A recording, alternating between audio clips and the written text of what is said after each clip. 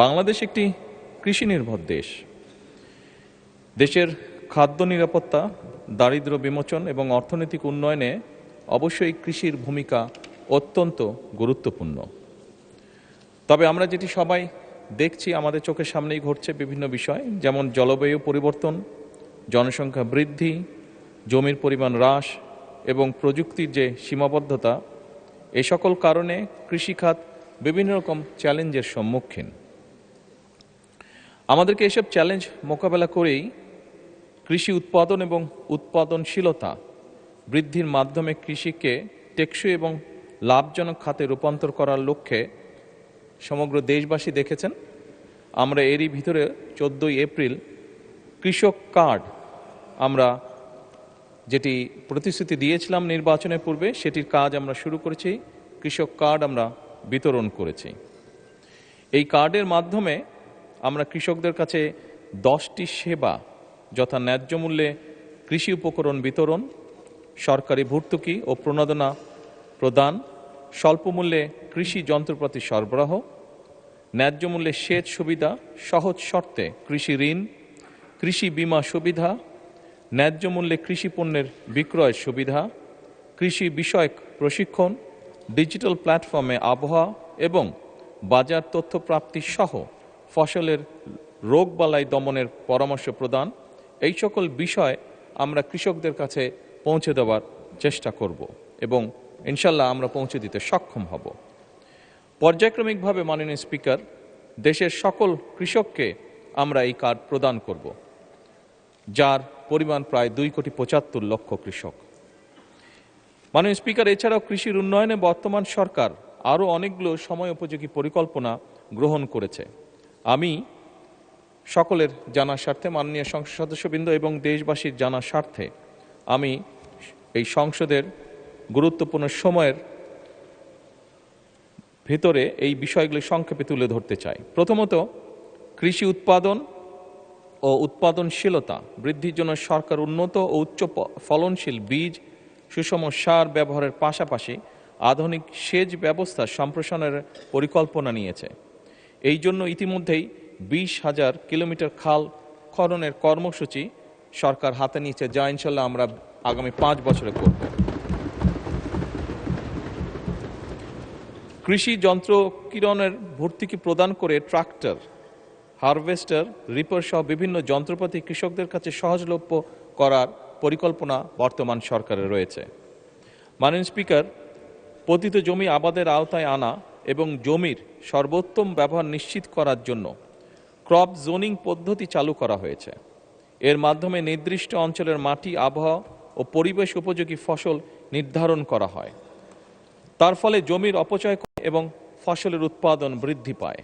একই সাথে পতিত জমি চিহ্নিত করে সেগুলিকে আবাদের আওতায় আনার জন্য বিভিন্ন কর্মসূচি গ্রহণ করা হয়েছে, যেমন খাল খনন কর্মসূচির মাধ্যমে ভূ-উপরিস্থ পানির ব্যবহার বৃদ্ধির মাধ্যমে পতিত জমি কৃষির আওতায় আনার উদ্যোগ গ্রহণ করা হয়েছে। মাননীয় স্পিকার, এছাড়াও সিলেট অঞ্চলে পতিত জমি সহ চরাঞ্চলের পতিত জমি চাষাবাদের আওতায় আনার জন্য বিশেষ প্রকল্পের মাধ্যমে ব্যবস্থা গ্রহণ করা হচ্ছে।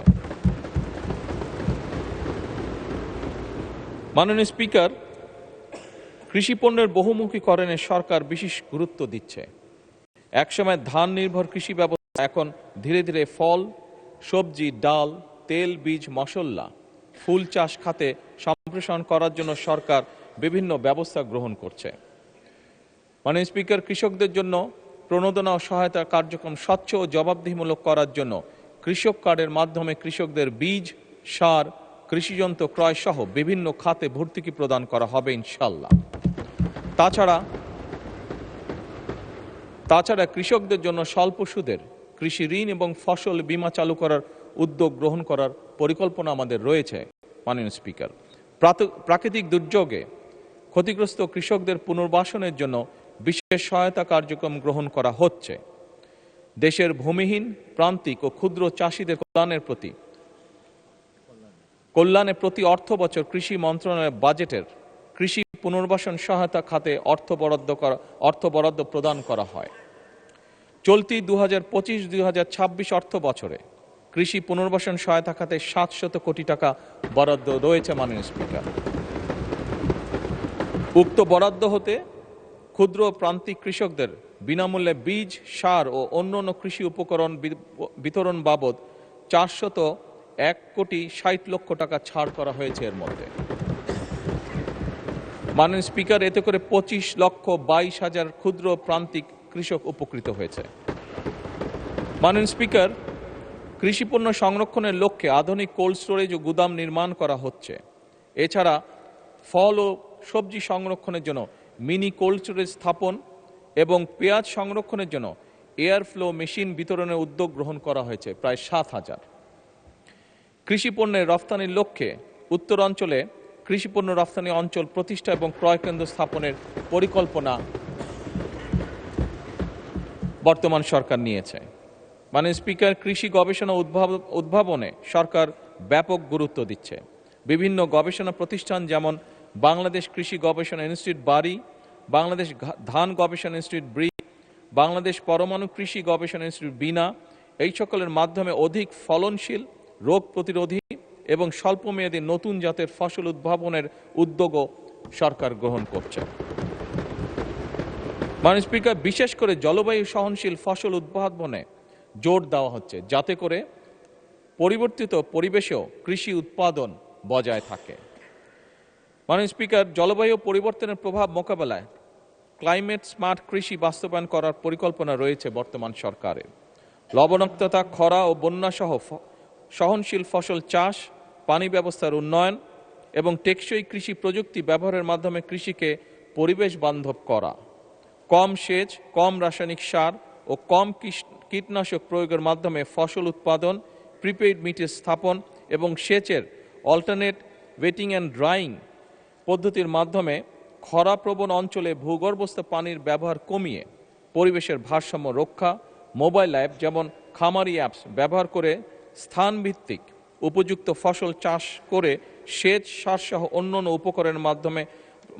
উপকরণের সর্বোত্তম ব্যবহার, প্রিসিশন এগ্রিকালচার ইত্যাদির জন্য উদ্যোগ গ্রহণ করা হচ্ছে। মাননীয় স্পিকার, ধন্যবাদ।